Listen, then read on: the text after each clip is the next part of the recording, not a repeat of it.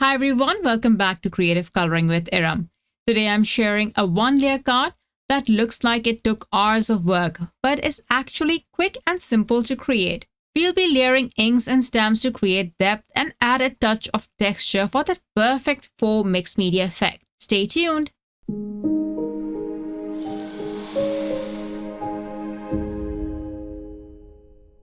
I will use the Build a Garden Dreamy Dahlias stamp today, along with the coordinating stencil set. I have cut a panel of classic Crest solar white cardstock to the size of my card front. I will use the Stampwheel 2.0 and Obsidian Pigment Ink to stamp the image a couple of times to cover the edges of the panel. Now I am creating a one-layer card, and if you want dimension, I suggest stamping the images on a separate piece of cardstock, die cutting, and then adhering to the card front. In case you didn't know, Altenew has this wonderful stamp cleaner which removes the obsidian ink perfectly from the sticky mat. You should definitely grab this whenever you are shopping. Usually I ink the images and then the background, but this time around I will first add a light inking to the background and then to the images. You can do it the other way around as well. I want you to try this way out because most of the time I have to be really careful while adding inking to the nooks and crannies. If I do this beforehand, I can also go over the images and it wouldn't make a lot of difference. I will use the mini blending brush, but you can use a detailed blending brush for precise inking. To ink the background, I will layer inks to create different shades. I will start by applying Be Grateful ink with a very light touch. If you are heavy-handed, you can use lighter shades of the same inks. Next, I will apply the Just Green ink over the purple ink and also the Dark Night ink in some places. It is completely up to you how you want to do this. I'm just going with the flow. Once I have some color on the background, I will place stencil 1 and start applying Tranquility Fresh Dye Ink to some areas. I will apply this with moderate pressure as I will be using only this one pink ink for both the layers. Then I will add Be Grateful to cover the remaining areas. Next, I will place stencil 2 and repeat the inking to cover all the petals. I will place stencil 3, which will add the detailed layer and add the same inks with more pressure this time. And I won't necessarily apply the inks over the same color. I'm doing this randomly, so the result is organic and super random. I will add Dark Night to the center as well, just to add depth. Now at this point, if I want to darken my background, I can do that.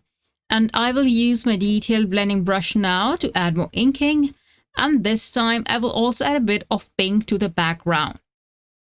For the flower center, I will use maple yellow ink. And to add a bit of shading, I will add leftover pink ink to one edge. For the leaves, I will apply Just Green ink. This will be darker on the base. And as I move to the tips, I will reduce the pressure of my hand. To add depth to the leaves, I will add Dark Night ink to the base and wherever I want to show shadows. Once all the images are done, I will go back in to make my background ink darker. You can stop at this point, but I want to create a different look. Next, I will take the XOXO stamp from the set and use second or even third generation stamping to stamp this repeatedly on the background, randomly filling the areas that don't have stamping. For this, I will use the Be Grateful ink and in very few places the Rubelite ink. To make the outline of the images more prominent, I will use the fine liner pen and go over the outline once. Then I will add fine black splatters using the Jet Black ink spray. Once dried, I will add splatters using titanium white gouache. I use alignment guides to align my sentiments. They aren't really used to align sentiments, but I have found them quite helpful. I would align this with the stamp wheel or the card's edge, line my sentiment, pick up the sentiment with the flip plate, and stamp it. I hope you liked how my card turned out. As I have mentioned before, I love creating one-layer cards. And I gave this one a faux mixed media look by layering inks and repetitive stamping.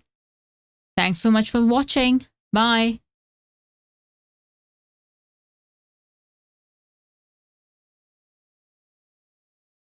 Hello there! Did that video just spark your creativity? And do you want more project ideas and inspiration videos too?